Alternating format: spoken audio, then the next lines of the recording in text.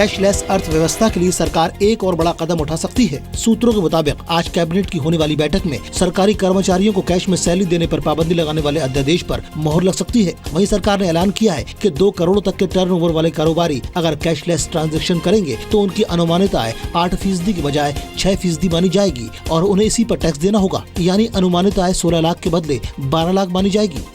अपनी इस 2 करोड़ तक टर्नओवर में वो डिजिटल मोड से करता है या चेक मोड से करता है, तो उसकी प्रिजम्पटिव इनकम 8% नहीं मानी जाएगी, लेकिन 6% मानी जाएगी।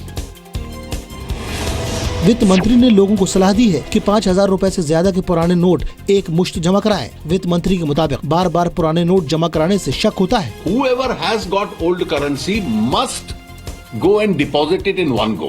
Therefore, if somebody goes every day and deposits old currency, the same person, what suspicion does it raise? How is he getting it every day? दरअसल आरबीआई ने निर्देश जारी किया था कि 5,000 से ज्यादा के पुराने नोट एक ही बार जमा होंगे। आरबीआई के निर्देश का विपक्ष ने विरोध किया है। प्रधानमंत्री ने कहा था कि 30 दिसंबर तक आप अपना पैसा बदल सकते हो, तो नरेंद्र मोदी जी के जो शब्द हैं उनमें कोई वजन नहीं बचा है। उधर सरकार कैश का इस्तेमाल महंगा करने की तैयारी में है। एटीएम में बैंक से कैश निकालना या कैश से पेमेंट करना आपको महंगा पड़ सकता है। सरकार cash handling charge, cash withdrawal charge और कैश पेमेंट चार्ज जैसे कई विकल्पों पर विचार कर रही है।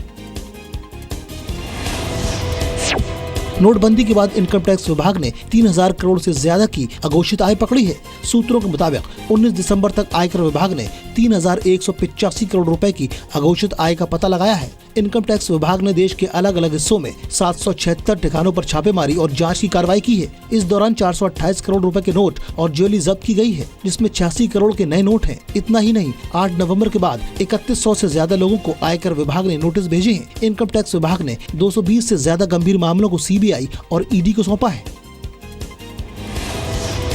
वित्त मंत्री ने रेलवे में सुधार के लिए बजट में बड़े कदम उठाने के संकेत दिए हैं, जिसके मुताबिक इस बार बजट में लोक लुभावन कदम नहीं उठाए जाएंगे। वित्त मंत्री ने हाईवे और बिजली सेक्टर का उदाहरण देकर ये भी कहा कि अच्छी सेवा पाने के लिए लोगों को कीमत चुकाने के लिए तैयार रहना चाहिए।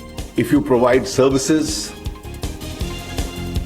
the first essential principle is that the consumers must pay for the services that they receive. वहीं सरकार साल में 10 लाख रुपए से ज्यादा इनकम के बावजूद एलपीजी सब्सिडी ले रहे लोगों के बारे में जानकारी जुटा रही है। इनकम टैक्स डिपार्टमेंट जल्द ही ऐसे लोगों का ब्यौरा पेट्रोलियम मंत्रालय को देने जा रहा है। पश्चिम बंगाल के धुलागढ़ में सांप्रदायिक हिंसा को लेकर बीजेपी ने पश्चिम बंगाल सरकार पर आरोप लगाया है। आरोप के मुताबिक तृणमूल कांग्रेस के नेता हिंदुओं को डरा रहे हैं। बीजेपी ने धुलागढ़ हिंसा पर जी न्यूज की खबर की क्लिप दिखाई और पिछले साल अवार्ड वापस करने वालों पर निशाना साधा। वो अवार्ड वापसी के का जो ब्रिगेड के जो मसीहा हैं, जो चैंपियंस हैं,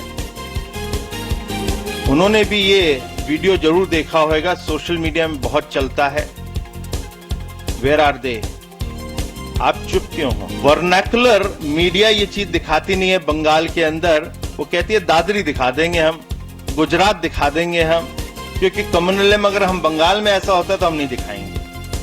बीजेपी ने एक संसदीय दल पश्चिम बंगाल भेजने का फैसला भी लिया है। कोलकाता से करीब 30 किलोमीटर दूर धुलागढ़ में मिलादुन नबी के मौके पर जुलूस के दौरान हिंसा हुई थी।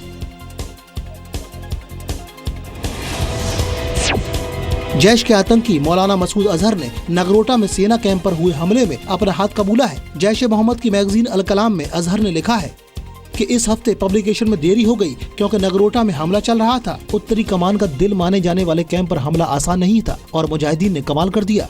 वहीं सूत्रों के मुताबिक पाकिस्तानी खुफिया एजेंसी ISI भारत में तालिबानी आतंकियों के जरिए घुसपैठ करा तबाही मचाने का प्लान बना रही है।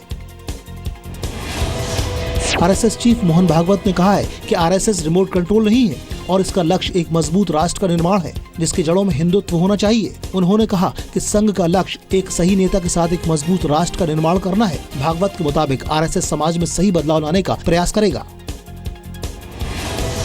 CBSE ने बोर्ड एग्जाम को फिर से मंजूरी दे दी है, यानी अगले सेशन से 10वीं क्लास में पढ़ रहे स्टूडेंट्स को बोर्ड का एग्जाम देना जरूरी होगा। केंद्रीय HRD मिनिस्टर प्रकाश जावड़ेकर ने कहा कि CBSE इस महीने के अंत में बैठक करेगा और इससे अगले शैक्षणिक सत्र से 10वीं बोर्ड परीक्षा को अनिवार्य बनाने का प्रस्ताव पारित होगा। CBSE ने 6 साल पहले 10वीं में बोर्ड की परीक्षा देने को वैकल्पिक कर दिया था।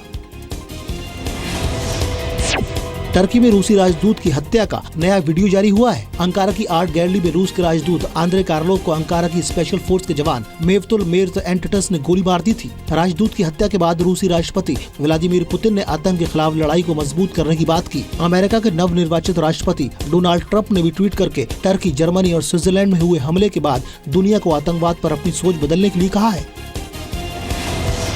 चेन्नई टेस्ट में इंग्लैंड को हराकर टीम इंडिया ने 5 टेस्ट मैचों की सीरीज 4-0 से जीत ली। भारत ने इंग्लैंड को 1 पारी और 75 रन से हरा दिया। सीरीज में 655 रन बनाने वाले कप्तान विराट कोहली को मैन ऑफ द सीरीज और अपने करियर के तीसरे ही टेस्ट में ट्रिपल सेंचुरी लगाने वाले करुण नायर को मैन ऑफ द मैच चुना गया। सीरीज जीतने के साथ ही टीम इंडिया इस साल ICC टेस्ट रैंकिंग में नंबर 1 टीम बन गई है।